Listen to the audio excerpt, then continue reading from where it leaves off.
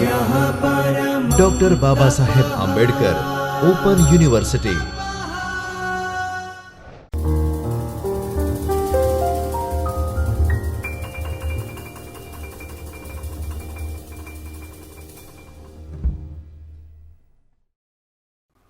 Hello everyone, I'm Dr. Ruma Paul. Welcome you all to Chaitanya Studio of Dr. Babasaheb Ambedkar Open University, Ahmedabad.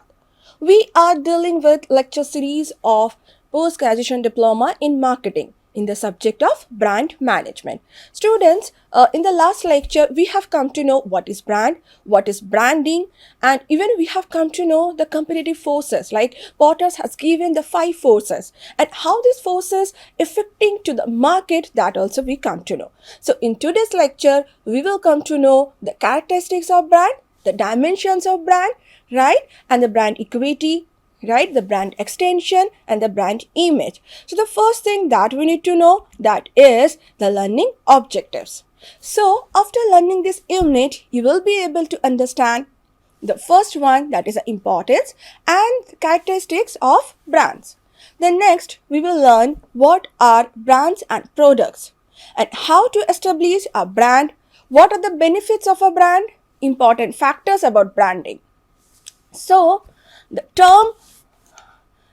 term brand refers to a business and marketing concept that helps people identify a particular company, product or individual.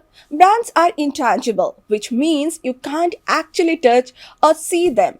As such, they help shape people's perceptions of companies, their products or individuals. Brands community use identifying marketers to help create brand identities within the marketplace. Like they provide enormous value to the company or individual, giving them a competitive edge over other in the same industry. As such, many entities seek legal protection for their brands by obtaining trademarks. So the first thing that we need to know, the key dimensions. The first one, the essence of the brand. This is the first and hardest stage of the brand definition process. Because this steps, they are create such a value, friendship, status, belonging, realizing, and the true self. Actually, it's best for the Maslow's hierarchy of needs. Could be useful here. The second one, that is a slogan. This should hint at the central organizing thought without necessarily stating it. As an example, the central organization through of the BMW brand is a competitive achievement, but the slogan is the ultimate driving machine. So now we are moving forward the third one, that is the personality of a brand. If the brand were indeed human, what sort of person would it is? A jovial, a serious, a sporty, a aristocrat, right? Or a cunning. Example, a Lily girl or the Airtel girl, if you remember that. The next one, the value of the brand. What does a brand stand for? What does it believe in? What would it make a stand on? The 5 one, that is the taste. The taste and appearance. This will include the iconological, that icon, the icons, the symbols, the trade dress, and this is like a typeface and the look and feel. This is all about this brand, this one. Now we need to know about the emotions. What are the benefits from there, right? So brand is all about telling stories about the brand is one way, the strongest way of communicating the essence of your brand. Example, the Veeroj Biryani, if you remember. The 7th one, that is emotional benefits. This can usually be classified into avoids pain, reduces pain, gives pleasure, right? Benefits. Now, when these words come, the hard benefits. Now we are moving forward, the last one, that is the hard benefits. And why this hard benefits, right? So these are the benefits as in features and the advantages and the benefits actually we are getting from the brand name, right? Now our definition of a brand adheres to a model which shows the extent to which a product or a service can be augmented to provide added value to increase levels of sophistication. This is a model views a brand as consisting of 4 levels. Now we are going through the second one, that is characteristics of a brand. So when it comes to the characteristics of brand, already I have cited. So brand is a test. Brand is all about the symbol. The brand is the caption. It could be like, so brand is a premium quality product. A brand means a person's image. So even brand is a symbol, right?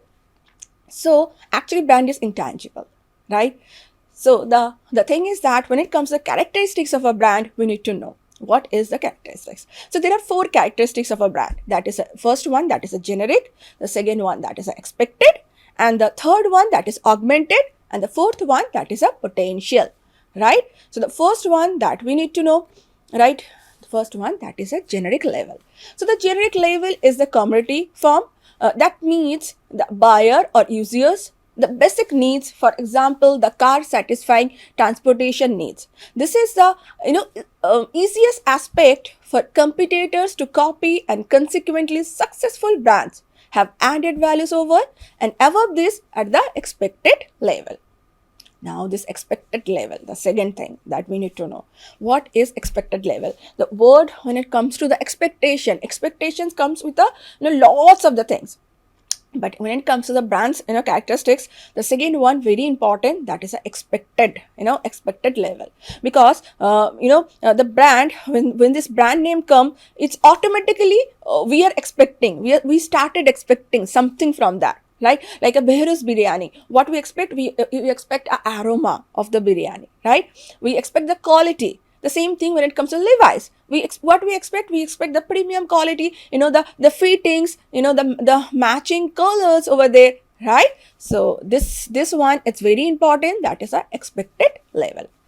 So within the expected level, the commodity is value engineered to satisfy a specific target's minimum purchase conditions, such as functional capabilities, availability, pricing, etc. As more buyers enter the market and as repeat buying occurs, the brand would develop through a better matching of resources to meet customers' needs. Example that we can give, that enhance customer service. Now the next one, that is augmented level. So what is augmented level? The first thing that we come to know, it's a generic one. It may it doesn't have any specific thing. It's a generic one. The second one, that is expected. Yes, that is, and when it comes to the when this the term brand comes, it's obviously that is the expected level. Now the third one that we need to know, that is augmented. Now what is augmented? What is augmented levels? So with increased experience, buyers and users become more sophisticated. So the brand would need to be augmented in more refined ways with added values, satisfying then non-functional. Example would what we can cite, that is emotional, as well as functional needs. For example, promotions might be directed to the users peer group to reinforce his or her social standing through ownership of the brand. Now the fourth one that we need to know, that is the last level, potential level, with even more experience of the brand and therefore with a greater tendency to be more critical. It is only creativity that limits the extent to which the brand can mature to the potential level. For example, grocery retail buyers once regarded the Nestle confectionery brands as having reached the zenith of the augmented stage. Right? Nestle shifted their brands to the potential level by developing software for retailers to manage confectionery the shelf space to maximize profitability. Right? So in this way, we come to know the characteristics of a brand. So the main characteristics, that is generic, second one that is expected, third one that is augmented, and the fourth one that is a potential. Now moving forward, we will come to know the brand awareness. Brand awareness is vitally important.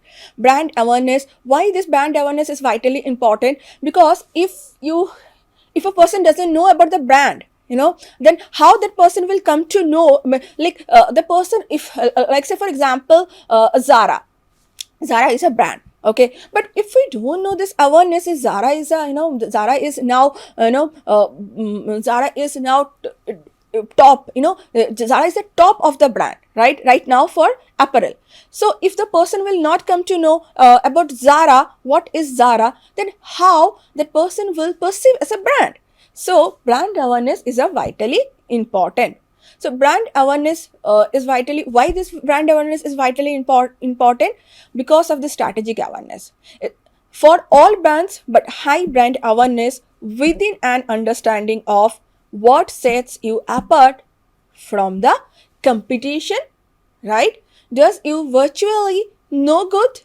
Many marketers experience confusion on this, right? On this point, many marketers gets confused. So the first thing that we need to know, that is strategic awareness. So it occurs when not only does the person recognize your brand, but they also understand the distinctive qualities that make it better than the competition. Now, the strategic awareness also occurs when you have differentiated your brand in the mind of your market. This distinction as to why your brand is unique in your category is also referred to as your unique selling proposition, right? Or USP, USP for your brand. We can give example for Coke. For Coke, it was like a share a Coke, right? Red Bulls, hashtag Red Bulls, put a can, can on it. Then Volkswagen, if you are using industry related hashtag, the unbranded ones popular in your space, like hashtag fitness, hashtag food, hashtag marketing tips, hashtag digital marketing, right? Hashtag vegetarian. So, in this tells your target market what you do and stand for, that is different from all of your competitors. Now, the important one that we need to know, that is the distinctive qualities that already we have discussed, right? And the unique USP is all about that, how you, why you are distinctive from your competitors. It's all about saying the USP of your brand. So, the three things that we come to know from here, that is strategic awareness, the first one. The second one, that is the distinctive qualities. It's obviously the qualities would be the different from the other brand or from the other companies or from other organization. It could be the service also. You can take example as a service also, right? And the third one, which is very important, that is a USP. USP is unique selling proposition of your brand. Like say for we have given example for Coca-Cola, share your Coke, hashtag share your Coke. So in this way, brand awareness is vitally important. Now moving forward to brand equity.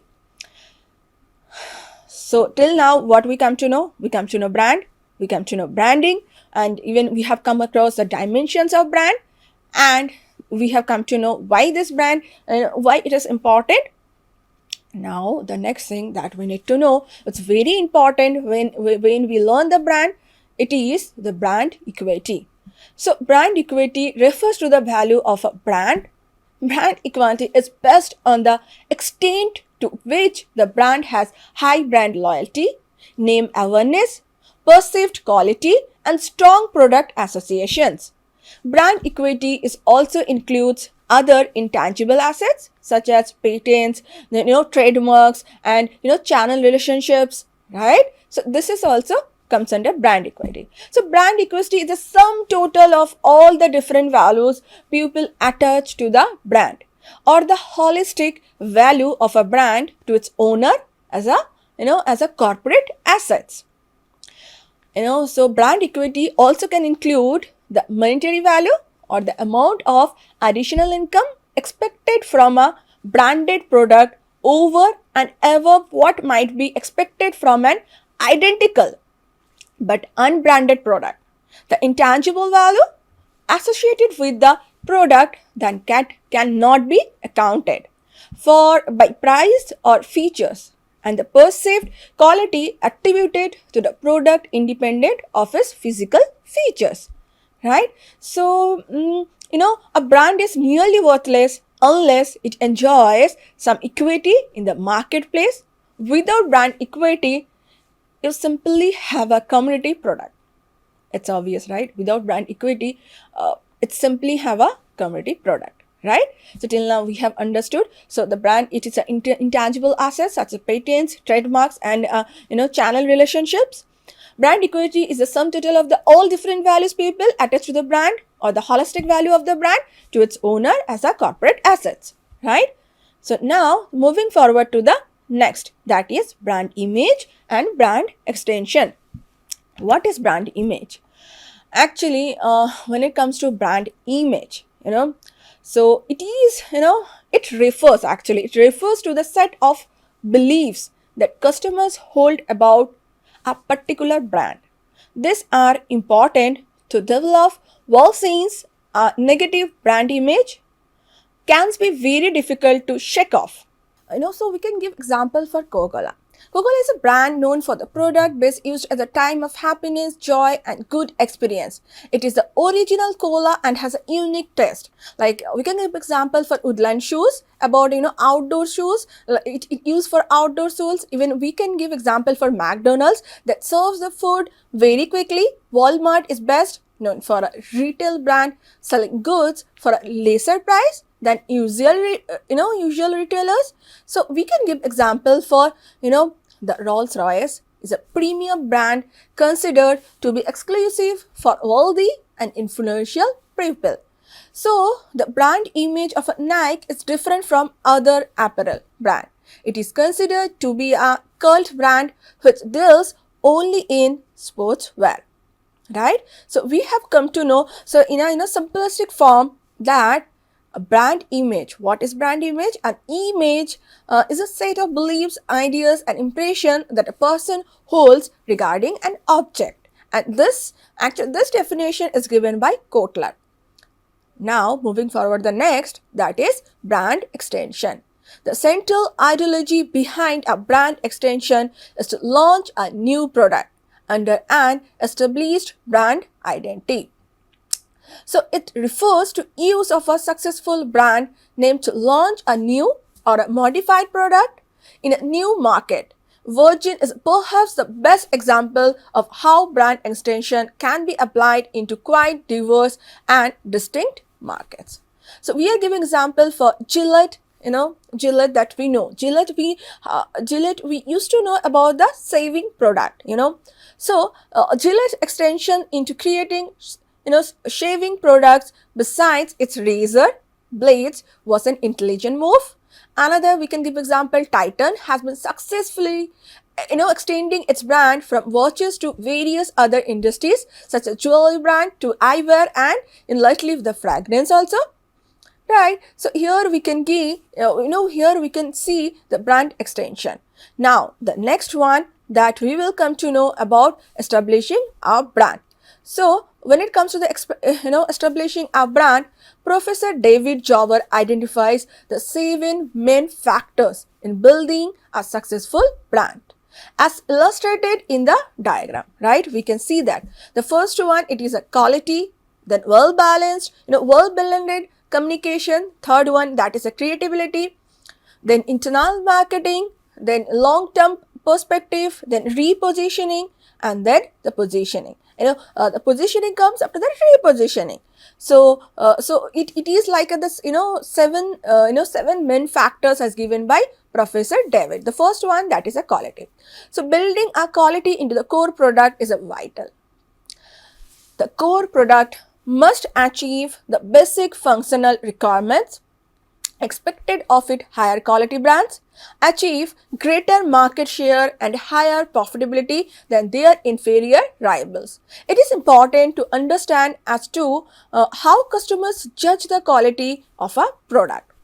Most customers do not do detailed evaluation of the performance of the product when they buy.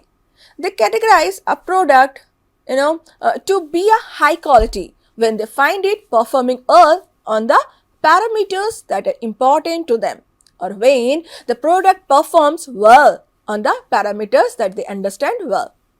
So the customers, they can rely on a cues to determine the quality of the product. A company should provide, X aggregated performance in that product attributes which customers use to judge the quality of the product. Now, moving forward to positioning point. The factors, that is the second factor, that is positioning. Creating a unique position in the marketplace involves the careful choice of a target market and establishing a clear differential advantage in the minds of the customers. This can be achieved through brand name and image, service, design, guarantees, packaging and delivery. And unique position will require a combination of these factors. Viewing markets, in novel ways can create unique position concepts. Positioning, is an opportunity for the company to communicate to customers as to what it strives to achieve for them. Example, functional needs and what it wants to mean to them, that is emotional needs.